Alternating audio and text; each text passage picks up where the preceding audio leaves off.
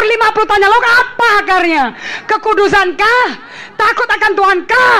Atau kenajisan percabulan? Pemberontakan terhadap orang tua. Saya melayani orang tua, diaken itu gereja terbesar di Surabaya. Sudah khotbah, diaken. Tapi waktu counseling sama saya, kalau berantem sama suaminya pakai besi, dipentungin istrinya. Dan istrinya khotbah mengatakan Tuhan beserta dia. Betapa besar kasih karunia, penipu besar kalau saya bilang. Nah, dia counseling sama ibu ini, saya buka kartunya dong. Saya bilang, how did you get married? Lu bisa kawin sama ini bapak ini apa sih? Apa akarnya? And dia akhirnya ngomong. Tapi sebelum ngomong apa adanya, dia puterin dulu ke kiri kanan, keliling dunia dulu. Ya kan? Itu namanya gengsinya masih setinggi Gunung Kawi itu. Kalau nggak diginiin dulu nggak bisa ngomong straight to the point gitu loh. Bilang dong apa adanya. Emang saya udah berzina ibu Indri? Emang waktu itu ketika saya kawin dilarang papi saya tapi saya kawin lari. Mau ngomong gitu kenapa sih? Ibu ini mesti mengerti ya. Saya itu dulu tuh waktu menikah, saya tidak pernah mimpi dia akan seperti itu. Baru kawin saya baru tahu. Kemudian saya tinggal sama adik saya. Kemudian adik saya mengusir saya. Akibatnya kita begini. Bohong. Gon. Kasih yang benar. Kalian mau tahu 3 bulan saya bongkar akarnya supaya dia sungguh-sungguh jujur. Kalian mesti jujur dong sama problem kalian. Honesty itu kunci dari segala-galanya. Dan akhirnya dia ngomong, saya memang istri kedua. Dan pada waktu saya menikah orang tua saya memang tidak setuju. Tapi kita kawin lari. Saya bilang bayar harganya. Tabur, kamu tuai apa yang kamu tabur. Nah hukum tabur tuai berlaku bagi orang yang tidak lahir baru maupun lahir baru. It just applies. Itu berjalan. Oh kamu tuai sekarang, tapi kamu jangan menjadi tawanan orang tahanan yang tidak ada pengharapan. Kalau engkau berbalik ke Tuhan, He give you hope, ada jalan keluar untuk itu. So jangan stres, jangan sedih dengan problem itu. Lihat kepada terang di atas segala terang itu. Lihat jalannya Tuhan. Buat keputusan cari Tuhan, bukan cari pelayanan. Mayoritas orang Kristen kalau ada problem, dan ketemu sama pendeta yang nggak bisa kasih jalan keluar, sibuknya di pelayanan. Pelayanan tidak membuat jalan keluar bagi problem kalian. Mencari Tuhan, ketemu Tuhan, keterangannya itulah jalan keluar kalian. Kamu cuma dengar satu perkataan Tuhan, jebol kalian. Berapa perkataan Tuhan? Berapa perkataan Tuhan? Just one. Makanya orang Kristen ada 3 macam yang counseling. You know kenapa orang Kristen counseling? 3 sebab. One. Mereka ada orang-orang Kristen yang kepingin dengar suara Tuhan, makanya Nabi laku. Sebetulnya kalau kalian lihat Alkitab, and Ulf Ekman berkata di waktu saya terjemahkan, if you look at the Bible, atau kamu bikin saya marah. Jelas ini? So kalau saya masih menolak ketemu sama kamu, please understand, kamu ngerti hari ini kenapa. Jadi alasan kenapa orang Kristen mengadakan hamba Tuhan. Kenapa kamu datang ke kebaktian, ke KKR, ke seminar, setting Rainbow, ke Benihin, Morris Seluro, Samuel Doktorian. Wah, ada orang bisa daftar, hafal nama pendeta. Aku ini bisa hafal karena dikasih tahu semua di Surabaya tadi malam.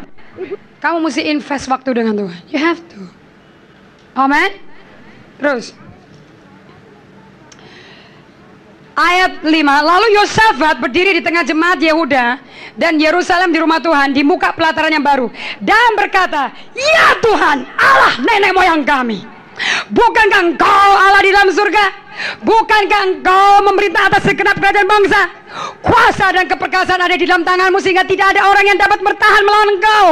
Bukankah engkau Allah kami yang menghalau penduduk tanah ini dari depan umatmu Israel dan memberikannya kepada keturunan Abraham sahabatmu itu untuk selama-lamanya? Halo, si Yosafat lagi ngapain ini? Dia lagi fellowshipping, dia lagi bergaul sama Tuhan. Tuhan Allah, engkau Allah nenek moyang kami, engkau yang bersemayam di surga. Ini lagi ketakutan loh ngomong kayak gini. Lihat apa yang dia kata, lihat 4 ayat pertama.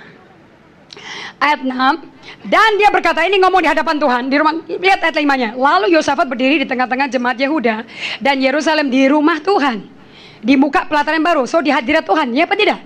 So nomor 1 dia bertemu dengan hadirat Allah, ya apa tidak? Dan waktu hadiratnya turun, apa yang dia katakan? Dan dia confess, oh Lord, God of my ancestor, oh Tuhan Allah nenek moyangku. Dengan kata Yosafat berkata, ingat ya, aku keturunannya nenek moyangku loh. Apa yang kau janjikan pada nenek moyangku milikku. Kau berkata kalau mereka mengutuk Abraham, kau akan kutuk. Kalau mereka kutuk aku, kutuk Abraham, pasti kau akan kutuk bagi aku. Dia lagi confess janji Allah sini.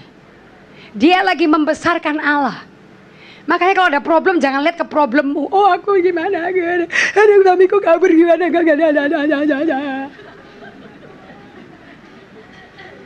Angkatlah wajah, rajamu tiba. Angkat wajah dulu. Dan katakan, kau Allah yang bersemayam di surga. Engkau Allah Tuhanku, Allah nenek moyangku. Aku kata Abraham, engkau Allahnya Abraham, Ishak dan Yakub. Wow. Ini orang tahu siapa dia di dalam Allah. Ini orang kenal Tuhannya. Orang yang gak kenal Tuhan kalau berdoa kayak gini, oh Tuhan tolong aku, Tuhan. Terpuji namamu tapi kau gak kuat.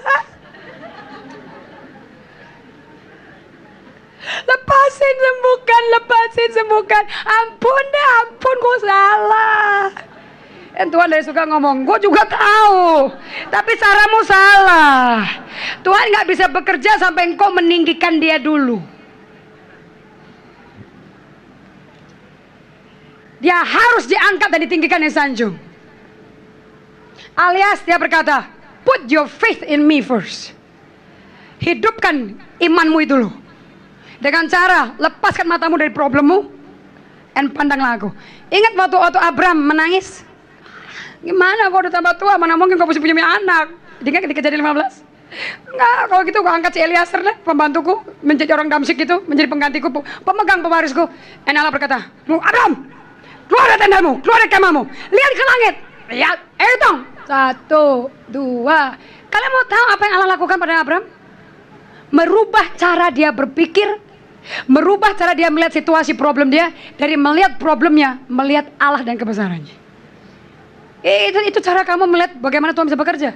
Kalau kamu fokus ke problem kamu terus, ke diri kamu dan kelemahannya, kamu akan sampai-sampai kamu. Jelas apa tidak ini? Hello? Amin? So Yosafat berkata, ya Tuhan Allah nenek moyang kami, bukankah engkau Allah dari surga? Bukankah engkau memerintah atas segenap kerajaan bangsa, alias semua kerajaan ada gara-gara engkau? Alias dia berkata, I confess you are the mighty one. Engkau yang paling berkuasa di bumi ini. Jelas ini? Dia mengagungkan kekuasaan Allah ini. And kuasa dan keperkasaan ada di dalam tanganmu, sehingga tidak ada orang yang dapat bertahan melawan engkau. So daripada kalian ngomong, engkau Allah maha kuasa, engkau besar. Nah ini diterjemahin besarnya kayak apa? Aman? Aman? Kalau engkau gak bisa ngomong kayak gini, ya niru aja ini. Kok aneh sekali sih? Bukankah ini firman? Ibu ini saya gak bisa ngomong kayak gitu, gimana? Ya tiru aja ini. Oh, ini durapi loh ini. Perkataanmu gak durapi, ini durapi yang ini. Amin. Saya ngomong sama orang, kalau engkau gak bisa doa, lo cari doa di Alkitab, ikutin aja, dia kan jadi doa. Yang ini dipasti diurapi yang ini. Sebab yang tulis Roh Kudus soalnya. Kalau ngecapnya kamu gak diurapi, ngecapnya kamu. Amin. Itu orang Kristen yang ngecap melulu di depan Tuhan. Saya bilang kayak sera-sera aja. Kayak sera-sera, whatever will be. Jadilah Tuhan sesuai kehendak-Mu. Jangan berdoa sesuai pikiran kamu. Berdoa sesuai jalan Tuhan.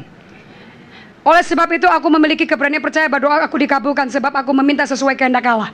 So kalau kamu gak ngerti bagaimana berdoa, ya buka Alkitab itu loh. Ini kan Yosafat lagi doa tuh. Buat tiru.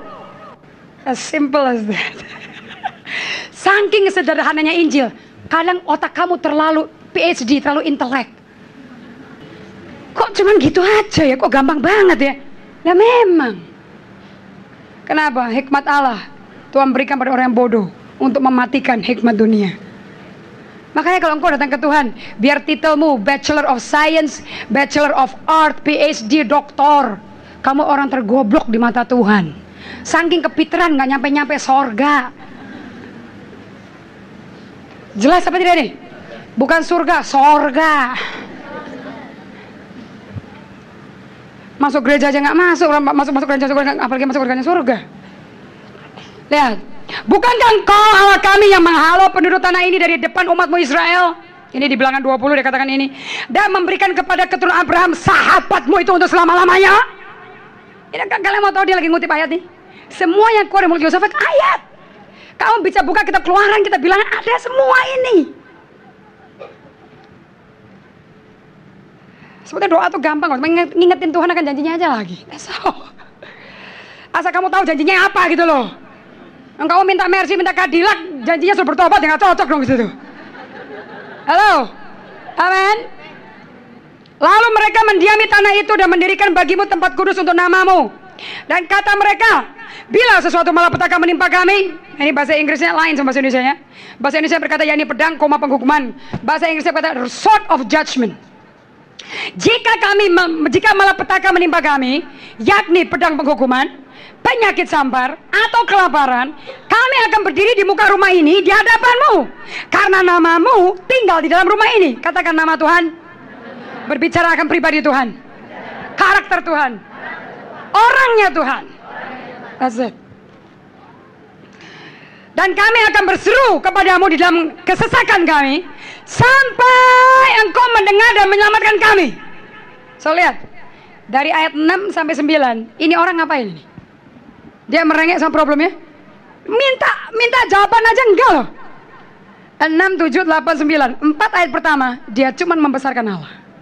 Haleluya. Jangan buru-buru bawa problemmu, nggak usah dibawa, dia udah tahu kok. Yang bikin kamu ada problem, kamu datang ke Tuhan tuh Tuhan, bukan kamu. Amin. Amin. Halo. And then baru dia keluarkan unek-uneknya, ayat 10 dan 11. 4 ayat dia besarkan Allah, 2 ayat dia minta permohonannya. Tapi orang Kristen sekarang 10 ayat permohonan dan lupa membesarkan Tuhan. Amin. Terus sekarang lihatlah Bani Amon dan Moab dan orang-orang di pegunungan Seir ini, bukan orang Amon, orang Edom. Ketika orang Israel datang dari tanah Mesir, engkau melarang mereka memasuki negerinya. Oleh sebab itu mereka menjauhinya dan tidak memusnahkannya. Lihat dong sekarang, sebagai pembalasan mereka datang mengusir kami dari tanah milik yang kau haruskan kepada kami. So dia minta permohonan gak di dalam 2 ayat ini?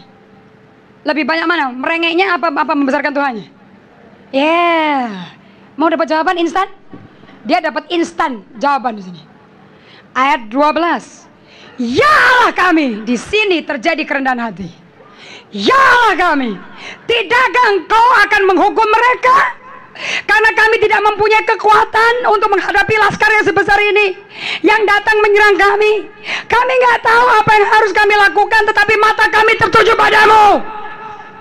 Ayat 12 menggambarkan kerendahan hatinya Yosafat. Tuhan akan bikin kamu mencapai ayat 12 ini sebelum kamu lihat kuasa Allah turun. Segala macam masalah, problem, segala macam dosa, belenggu, segala macam penyakit tidak akan lepas dari kamu sampai Tuhan bikin kamu berkata, Engkaulah Tuhan, lihat problemku, lihat penyakitku, gak kuat, dokter udah bilang gak ada apa-apa Tuhan, namun mataku tertuju padamu. Engkaulah kekuatan, aku gak tahu mesti ngapain Tuhan, tapi aku mengandalkan kekuatanmu. Sekalipun aku tahu mesti ngapain, aku gak punya kekuatan Tuhan.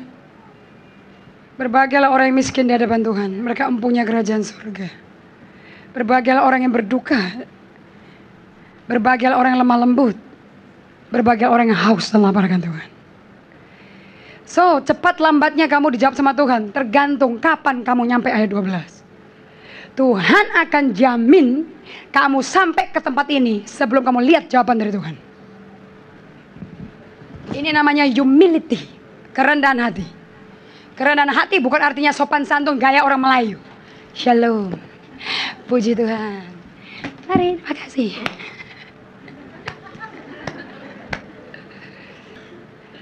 Itu bukan rendah hati itu. Itu sopan santun totok romo, cara orang Jawa itu. Kerendahan hati berkata, lihat musuhku, lihat Moab itu, lihat problemku, bangkrutku, suamiku kabur, kami mau perempuan lain. Aku mau disadar, Tuhan. Aku mengandalkan mataku tertuju padamu Tuhan. Aku nggak tahu mesti ngapain. Aku bisa ke pengacara suruh cerai bisa. Tapi Tuhan, aku mengandalkan kekuatanmu.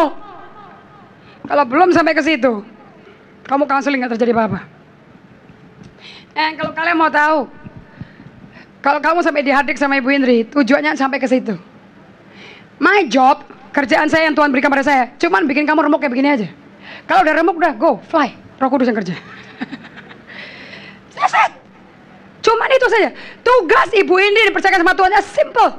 Bikin hati yang bangga, yang aku bisa, gua mesti gini, aku bisa, aku cari kebanggaan, aku akan kebaktian, gua minta doakan hamba Tuhan, aku pasti bisa. Selama kamu berkata aku, Tuhan berkata, you, me back off. Saya mundur dulu. Kamu monggo, maju sendiri. Tapi detik kamu berkata, aku nyerah deh Tuhan. Aku nggak tahu mesti ngapain. Kalaupun aku tahu kalau punya kekuatan, namun mataku tertuju padamu. Detik dia sampai keremukan seperti ini, kerendahan hati, langsung Tuhan jawab. Lihat ayat 14. Ayat 14. Ini doa yang langsung dijawab nih loh.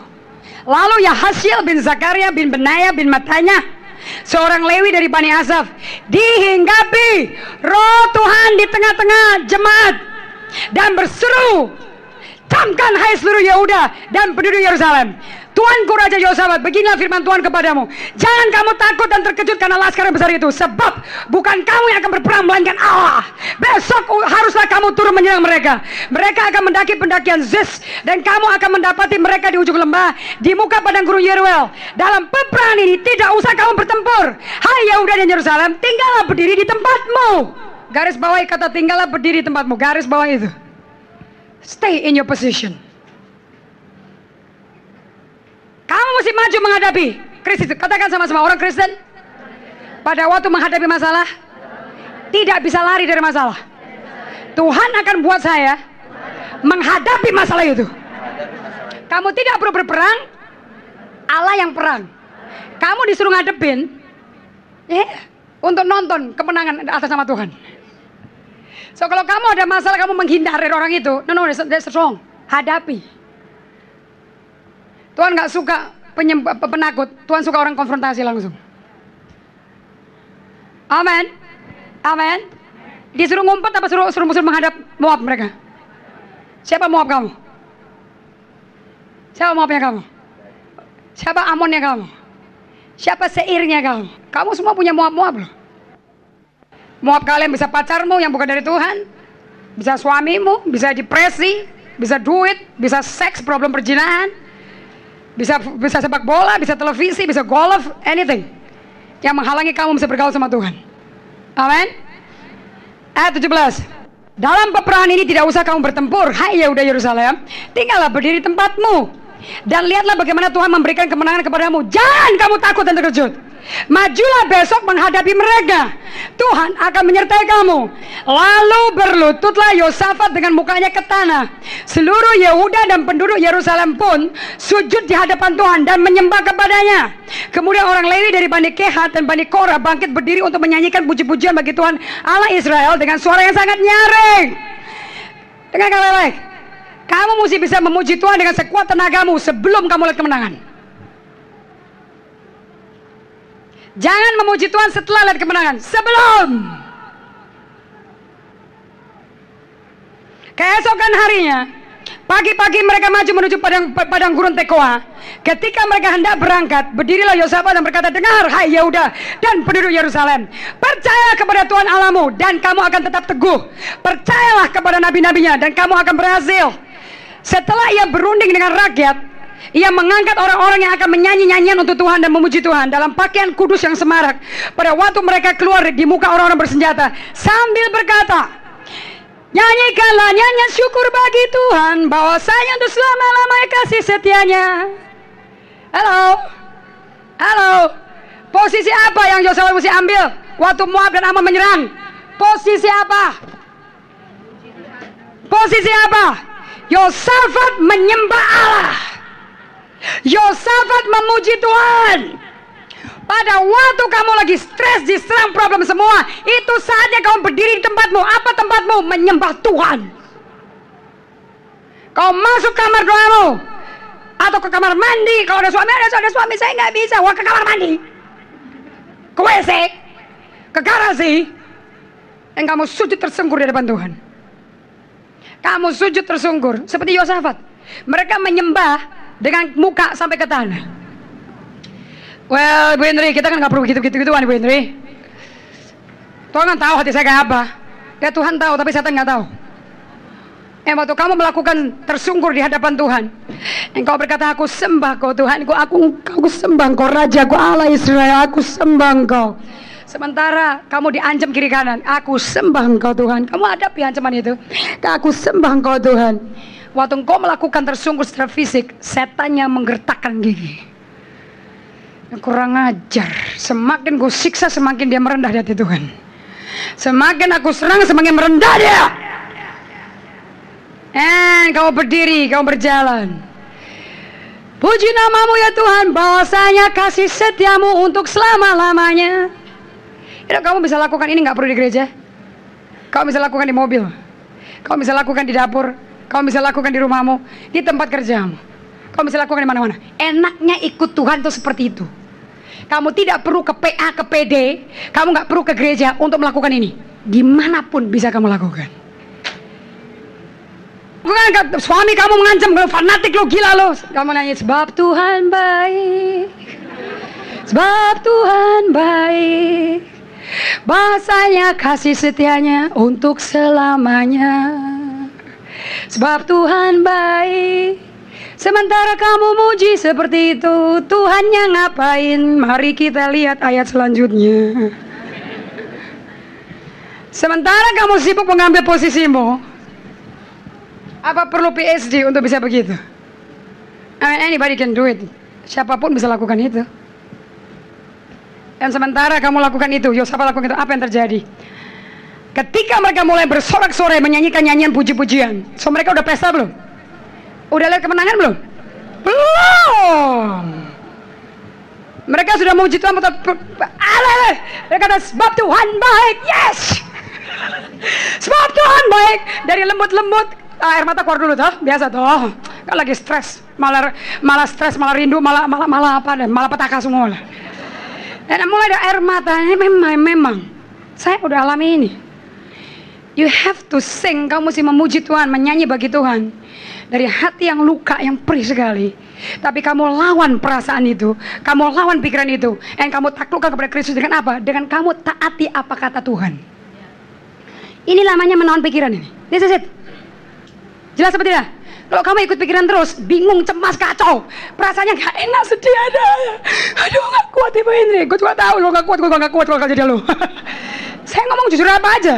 Kalau ada orang berkata saya gak kuat, gue juga gak kuat kalau jadi kamu. That's why kamu butuh Tuhan. Amen. Dan caranya kamu melakukan apa yang firman katakan. Just obey. Lakukan apa yang Tuhan perintahkan. Nyanyi dari menangis tanpa kamu tahu imanmu bangkit. Dari kamu nangis, menyanyi sebab Tuhan baik. Air mata keluar, tiba-tiba iman bangkit, kamu menari di hadapan Tuhan. Halo. Kalian mesti hadapi ini sendiri. You have to. Karena itu cara Tuhan berperang bagi atas dan bagi kalian. Kamu bisa minta permohonan, Tuhan jamah aku Tuhan ini. Enggak. Karena itu salah satu bentuk bagian doa, tapi tidak membuat Allah berkuasa bekerja. Enggak mengundang kuasa Allah. Kalian mengerti? Amen. Now, sementara mereka bersorak-sorai menyanyikan nyanyian pujian, semakin keras kan nyanyinya. Dibuat Tuhanlah penghadangan terhadap Bani Amon dan Moab dan orang-orang dari pegunungan Seir yang hendak menyerang Yehuda sehingga mereka terpukul kalah. Apa artinya penghadangan itu? Bani Amon dan Bani Moab berdiri menentang penduduk pegunungan Seir, hendak menumpas dan memunahkan mereka. Segera sesudah mereka membinasakan penduduk Seir, mereka saling bunuh-membunuh. So Tuhan bikin Bani Moab sama Amon menjadi klik, terus mencurigai si Seir. Akibatnya Moab sama Amon membunuh Seir. Udah kelar bunuh-bunuhan sendiri. Dan orang Israel ngapain? Sebab Tuhan baik. Sebab Tuhan baik. Loh kok susah sih suruh gitu aja? Kalian banyak bertanya, gimana Ibu ini suami saya kabur? Suami saya gak ngasih saya jadi orang Kristen, saya bilang gila, saya diusir. Sebab Tuhan baik. Itu jawabannya, sembahlah Tuhan di hadapan setan biar tambah keki. Setan paling takut sama orang Kristen yang taat sama Tuhan. Setan paling benci sama orang Kristen yang taat. Ya apa? Jadi kehendak Tuhan apa? Ya ini loh, kehendaknya ini loh. Saya tadi kemarin gak tahu suka apa. Tuhan taruh ini di hati saya. I'm happy. Apa yang kamu butuhkan dijawab sama Tuhan hari ini. Ini apa kamu mesti lakukan. Jelas apa tidak ini? Jelas apa tidak ini? Dan akibatnya apa? Let's go on. Belum kelar di sini. Kalau orang Kristen biasanya ini dapat dulu baru tepuk tangan. Lihat di sini. Ketika orang Yehuda tiba di tempat peninjauan di padang gurun, mereka menengok ke tempat laskar itu. Tampaklah semua telah menjadi bangkai berhantaran di tanah. Tidak ada yang terluput. So, semua musuhnya hancur apa tidak? Semua setan habis apa tidak? Halo. Makanya kalau perang jangan separuh-separuh, sikat semuanya. Kalau kamu nggak sikat musuh-musuh terang-terangan 100%, itu akan menjadi jerat bagi matamu. Kita bilangan katakan bilangan 30 ayat 55. Kalau engkau disuruh menghalau musuhmu tapi engkau membiarkan mereka hidup, maka mereka akan menjadi duri di lambungmu dan jerat bagi matamu. Kalau Tuhan katakan musnahkan semuanya. Jangan kompromi. Amin. Lalu Yosafat dan orang-orangnya turun untuk menjarah barang-barang mereka. Mereka menemukan banyak ternak, harta milik, pakaian, dan barang-barang berharga. Krisis moneter tambah melimpah. Semua orang mesti jual rumah, jual mobil, jual kantor, jual semua aset. Ini malah numpuk. Asetnya bertambah ini. Halo. Makanya orang Kristen tidak kena krisis moneter. Tapi yang mau cari keuntungan nggak layak, gue sikat juga itu. Tuhan, saya akan berdomisili di Semarang. Di bawah gereja Petrus Agung atas nubuatan dari 2 kali Tuhan ngomong sama saya, tapi saya nggak mau ngomong sama Petrus Agung, amin. Saya tunggu biar Tuhan ngomong sendiri sama dia. And Uf Ekman berkata, you have to cover her. Halo, kalau engkau flow sama Roh Kudus, Tuhan yang bekerja, He opens the door. Kamu tinggal masuk aja. Mau mana raja kok. Amin. Amin. Kalau Tuhan di pihakku, menjadi penolongku, kepada siapa aku harus takut? Krisis moneter? Mana ada pendeta kena krisis moneter? Lihat ayat 25. Katakan sama-sama. Lalu Yosafat dan orang-orangnya turun untuk menjarah barang-barang mereka. Mereka menemukan banyak ternak, harta milik, pakaian, dan barang-barang berharga. Yang mereka rampas itu lebih banyak daripada yang dapat dibawa. Berilah, maka kau akan diberi suatu takaran. Yang dipadatkan, yang digonjangkan akan keluar merimpah sampai memenuhi ribaanmu. Haleluya. Perangnya sehari, nuainya 3 hari. Amin. Amin. Glory.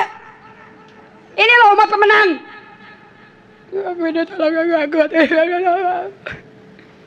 Katakan, Tuhan saya tidak mengerti kekalahan.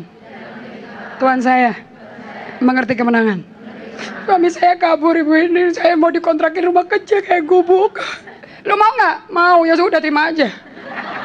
Tapi kalau engkau mau perang seperti Yosafat, kamu akan dapat jarahan 3 hari dibutuhkan untuk dapat rumah yang lebih besar lagi dari apa yang ditinggalin. Amin. Amin. So, kuncinya apa? Untuk Yosafat mendengar perkataan Tuhan. Yang kamu butuh kalau lagi stres seperti ini, firman-Nya Tuhan. Detik dia mendengar firman-Nya Tuhan, langsung dia menyembah dan memuji Tuhan. Dan menari bersorak-sorai di hadapan Tuhan sebelum kemenangan selesai. Lihat Keluaran 14. Ini kebanyakan yang dilakukan orang Kristen saat ini. Nah, saudara tahu waktu orang Israel menyeberang laut Teberau, laut merah, bukankah Firaun dan tentaranya mengejar mereka kembali? Mau menerkam mereka, ya apa tidak? Yang waktu mereka menoleh ke belakang, mereka bilang, Musa, lihat musuhnya begitu. Firaun dan tentaranya dan kereta kudanya, mereka menyerang kami, ya apa tidak? Dan kemudian Allah Musa bertanya pada Tuhan, dan Tuhan berkata, Musa, angkat tongkat itu. Dan kemudian air itu menguburkan Firaun dan tentaranya, amin. Setelah dikuburkan, apa yang terjadi? Keluaran 15, ayat 19. So, saya mau cari pelaku firman atau pendengar saja? Ayo, kalau kalian mau menjadi pemenang, ya kamu mesti melakukan firman ini. Amin. So, jangan datang ke saya, ibu ini saya mesti ngapain? Saya kasih ilustrasi yang jelas hari ini. Amin. Oke, ayat 19. Ketika kuda Firaun dengan keretanya dan orang yang berkuda telah masuk ke laut. Memang kalau kalian lagi diserang masalah seperti kayak musuhnya di belakang kalian mengekori kalian, ya apa tidak? Ya apa tidak? Sama kayak Firaun dan kudanya, kereta kuda mau menerkam orang Israel, ya apa tidak? Mereka kan naik kuda, sedang orang Israel kan jalan kaki. So kalian bisa bayangkan ketakutannya kayak apa? Betul? Amin. Nah, pada waktu itu bukan saatnya kamu stres, kamu kecewa, kamu panik. Saatnya kamu membuat keputusan untuk mencari Tuhan. Dan puasa kalau harus perlu puasa. Kalau memang sungguh serius, puasa. Puasa untuk apa, Ibu Indri? Untuk mengakui dosamu, di mana kesalahan kamu apa? Sampai terjadi gini, kenapa? Adakah aku melanggar Tuhan? Di mana aku melanggarnya? Lepaskanlah segala kelalimanmu, tali-tali kukmu. Jangan kau menuding-nuding pada orang-orang lain, jangan memfitnah. Tapi cari wajah Tuhan. Yang pada waktu kamu tercepit, kamu berseru pada Tuhan, Dia akan berkata, ini aku. Katanya mau ketemu Tuhan. Halo? Hah? Dikatakan di Yesaya 58, pada waktu mereka berseru minta tolong, Allah berkata, here I am. Kamu gak dapat jawaban materinya, kamu ketemu pribadi Tuhannya. Amin. Kamu ketemu Tuhannya, amin. Oke, ayat 20.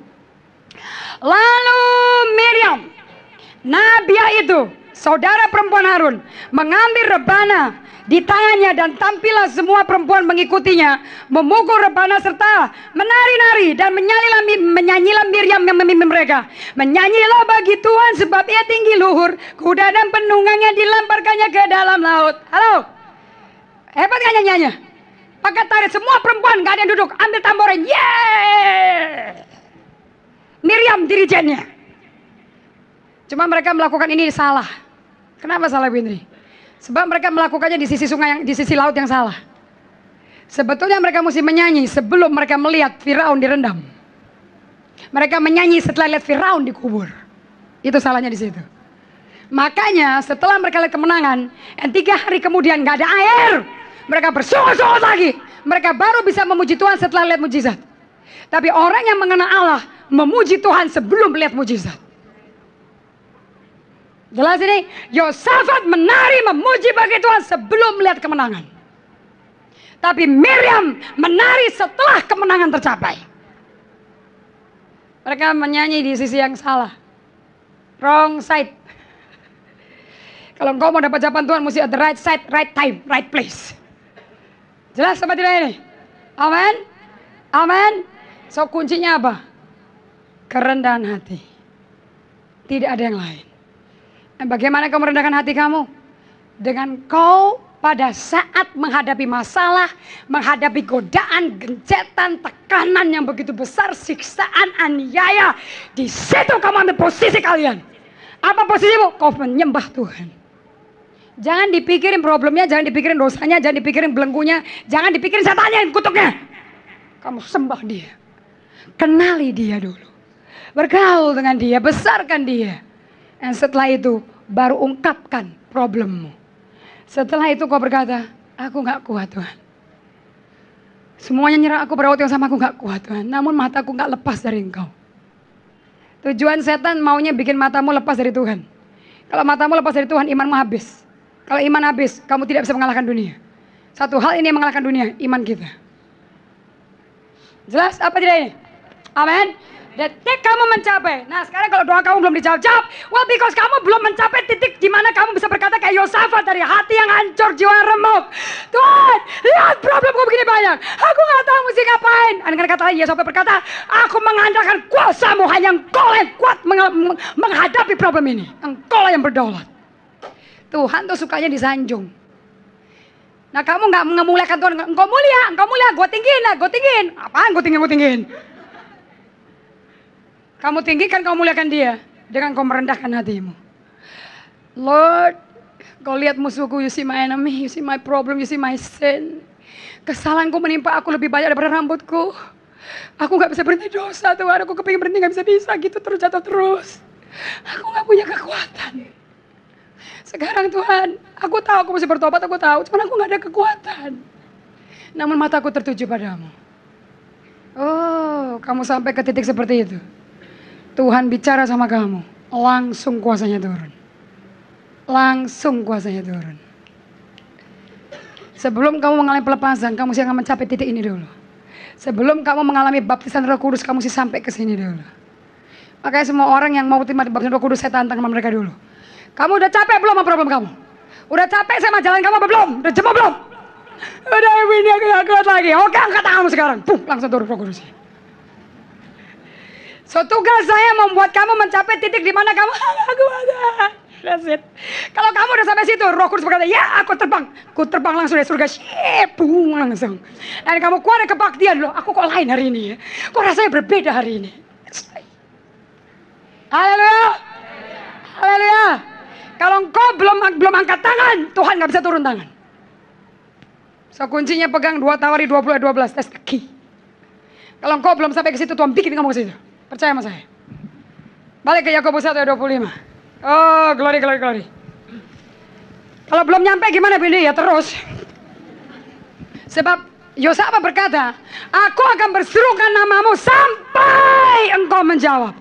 Kata sampai artinya you don't stop until dia kamu dapat jawabannya. Yakobus 1 ayat 25. Udah deh, nggak usah tulis surat sama Ibu Indi kasih problem saya ke problem kamu. Kamu tuh kok enak sekali loh, kalian ini orang-orang ini jemaat ini. Kayaknya pendeta tuh suruh mikir problem kamu semua gitu loh. Melalui surat berapa bisa 5-10 lembar, Ibu Indi tidak mengenal saya. Ibu Indi tidak tahu, tapi melalui khotbah Ibu Indi saya baru mengerti. Saya begini, problemnya 4 lembar. Halaman pertama saya disanjung-sanjung dulu, dikipasin dulu biar gede kepala saya. Pas belakangnya, wah ampun problem semua isinya. Mohon Ibu ini, doakan sekali, bantu kami dalam doa. Saya sudah berdoa ke pendeta ini gagal semua. Tapi saya percaya hanya Anda yang bisa membereskan semua. Gile, kalau gitu gua Tuhan dong. Halo, kamu tuh sekali-kali mesti baca surat-surat yang tutus kepada saya. Saya bilang ini kok enak itu loh. Unek-uneknya dilempar ke saya suruh mikul sendiri. Situnya mau bebas-bebas, enak aja. Kamu responsible untuk dosa kamu responsible, kamu bertanggung jawab untuk problem kamu dan untuk kemenangan kamu sendiri. You are the one responsible. Kamu yang bertanggung jawab. Dan kalau engkau bergaul dengan Allah, bersama dengan Allah, tidak ada, dengarkan, bersama Allah kamu lakukan perkara besar.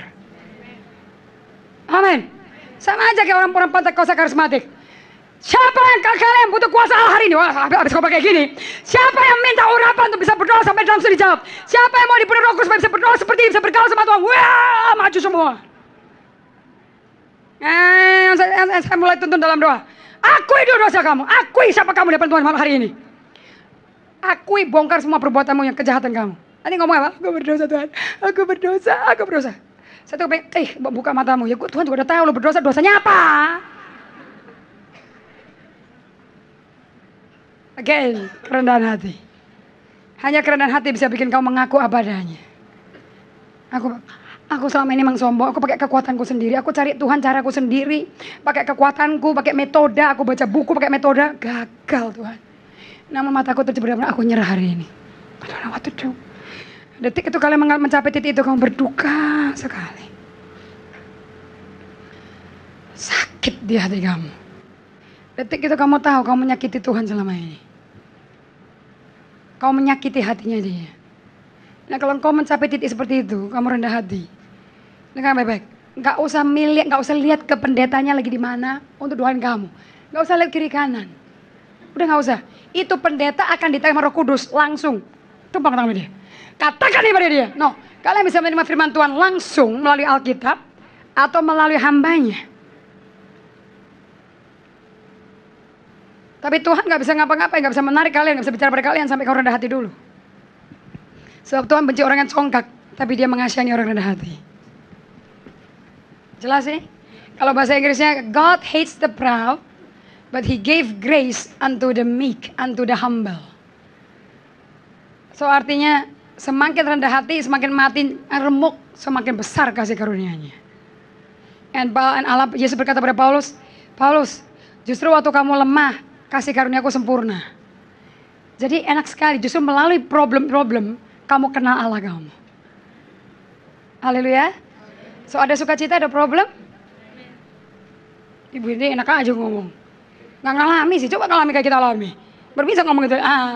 Suruh tawan pikirannya, jawab lagi. Betul apa tidak?